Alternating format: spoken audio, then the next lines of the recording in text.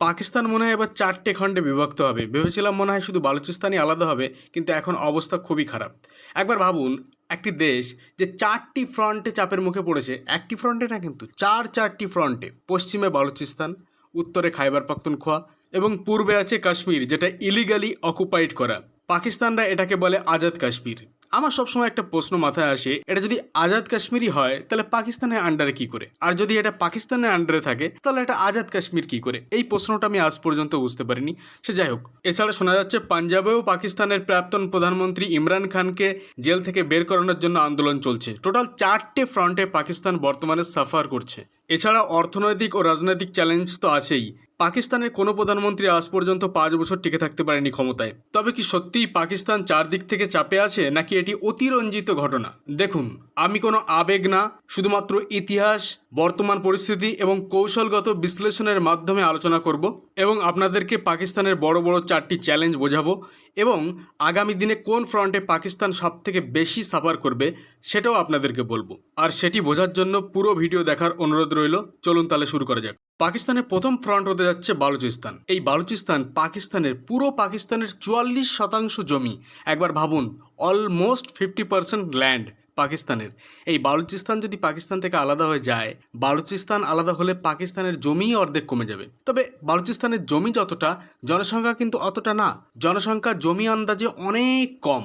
বালুচিস্তানের বাসিন্দারা অনেকদিন ধরে অভিযোগ করে আসছেন যে বালুচিস্তানের প্রাকৃতিক গ্যাস, খনিজ ও সমুদ্র বন্দর থেকে অর্জিত সম্পদের বেশিরভাগই পাকিস্তানি সরকার এখান থেকে নিয়ে পাকিস্তানের অন্যান্য নাগরিকদের জন্য, অর্থাৎ অন্য প্রভিন্সের নাগরিকদের জন্য খরচ করেন। বালুচিস্তানের নাগরিকরা তার কিছু পায়ই না, মানে সেই সব সম্পদের কিছু অংশও পায় না এই বালুচিস্তানের নাগরিকরা। এই অভিযোগ তারা আজকে থেকে করছে না, 1948 সাল থেকে এই অভিযোগ করে আসছে তারা। এই জন্যই 1948 সাল থেকেই বালুচিস্তানের বিভিন্ন জায়গায় বিদ্রোহ দেখা গেছে। আর চীন আর পাকিস্তান যখন সিপিইসি অর্থাৎ China Pakistan economic corridor sign করেছে, অর্থাৎ যে রাস্তা এই বালুচিস্তান হয়ে বালুচিস্তানের যে বন্দর গওদর বন্দর পর্যন্ত গিয়েছে, তখন এই জায়গার কিন্তু কৌশলগত গুরুত্ব অনেকটা বেড়ে গিয়েছে।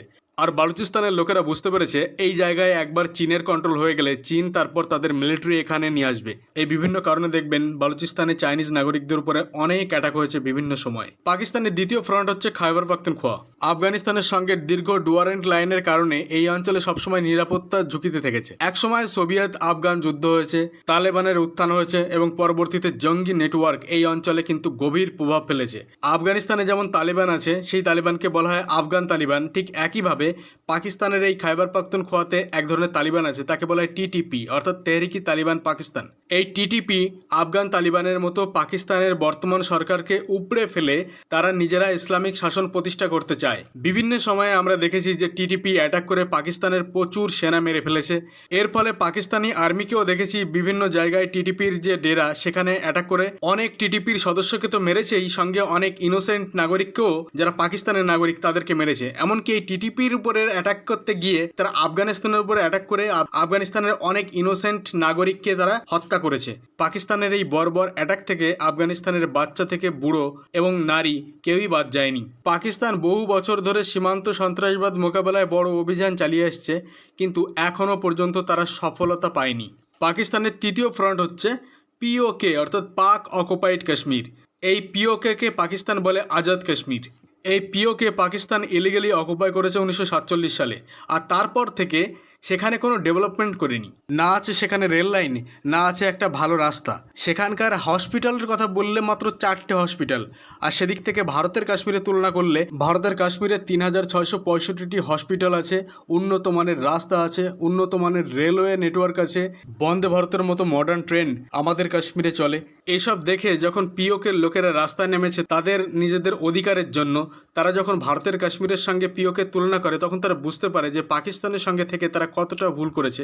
আর এই রাস্তায় নামার জন্য পাকিস্তানের আর্মি তাদের উপর নির্বিচারে গুলি করে 150-র বেশি পাকিস্তানি কাশ্মীরিকে তারা হত্যা করেছে এই কিছুদিনের মধ্যে। কাশ্মীর নিয়ে ভারত আর পাকিস্তানের মধ্যে অনেকবার যুদ্ধ হয়েছে, 1947 সালে, 1965 সালে, 1971 সালে, এমনকি 1999 সালের কার্গিল যুদ্ধও কিন্তু কাশ্মীর নিয়েই হয়েছে।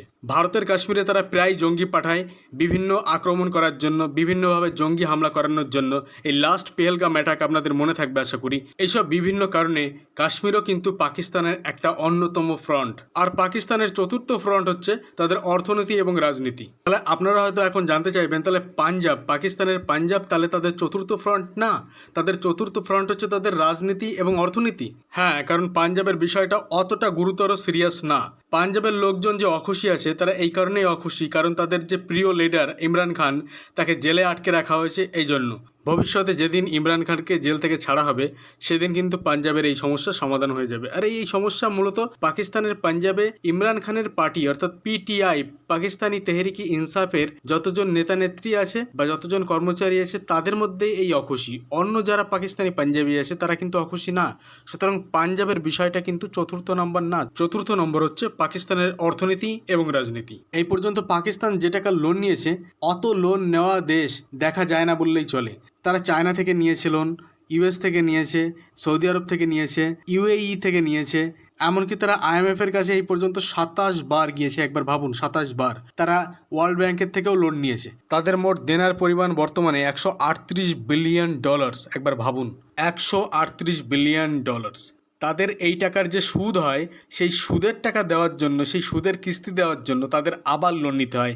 তাদের সিচুয়েশনটা একটু বোঝার চেষ্টা করুন, এমনই তাদের অর্থনীতি খারাপ। আর তাদের এই অর্থনীতি তারা উন্নত না করে তারা সবসময় মিলিটারির দিকে জোর দিয়েছে যে মিলিটারি ইনফ্রাস্ট্রাকচার, মিলিটারি অস্ত্রশস্ত্র কী করে বাড়ানো যায়। এসব করতে গিয়ে তাদের ইকোনমি শেষ হয়ে গেছে। আর তারপরেও আইএমএফ থেকে বা অন্যান্য দেশ থেকে যে টাকা লোন নেওয়া হয় সেই টাকার বেশিরভাগ অংশই তাদের আর্মিরা কারাপশন করে নিজেরা রেখে নেয়। পাকিস্তানের যেসব যুদ্ধের ঝুঁকি আছে তার মধ্যে বালুচিস্তানের ঝুঁকি হচ্ছে মাঝারি থেকে উচ্চ ঝুঁকি, কারণ এখানকার কৌশলগত গুরুত্ব অত্যন্ত বেশি হওয়ার কারণ হচ্ছে বালুচিস্তানের ভূমি হচ্ছে এবড়ো খেবড়ো। বালুচিস্তানে যেতে গেলে যে ট্রেন যায় জাফর এক্সপ্রেস, সেই জাফর এক্সপ্রেসে বালুচ লিবারেশন আর্মি কয়েকবার অ্যাটাক করেছে। একমাত্র বালুচিস্তানে যাওয়া আকাশপথেই নিরাপদ, তাছাড়া ভূমিপথে কিন্তু বালুচিস্তান যাওয়া নিরাপদ না, বিশেষ করে পাকিস্তানি আর্মির জন্য। বালুচিস্তান তো অলরেডি ডিক্লেয়ার করে দিয়েছে যে 85% বালুচিস্তানের ল্যান্ড বালুচ লিবারেশন আর্মির দ্বারাই কন্ট্রোল, সেখানে পাকিস্তানি আর্মির কোনো কন্ট্রোলই নেই।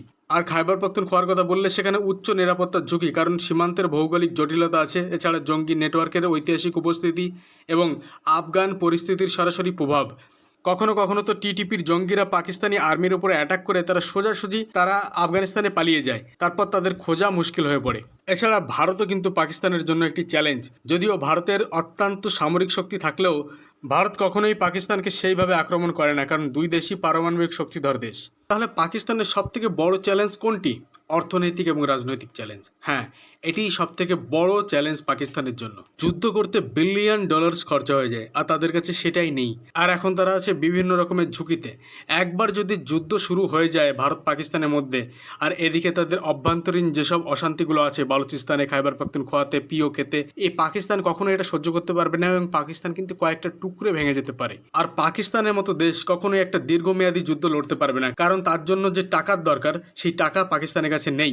আজ আমরা দেখলাম যে পাকিস্তানের কথিত যে 4টি ফ্রন্ট, বালুচিস্তান, খাইবার পাখতুনখোয়া, এছাড়া ভারতের সঙ্গে উত্তেজনা এবং অভ্যন্তরীণ অর্থনীতি ও রাজনীতি। এখন দেখার বিষয় হচ্ছে পাকিস্তান এই চ্যালেঞ্জকে কিভাবে মোকাবেলা করে।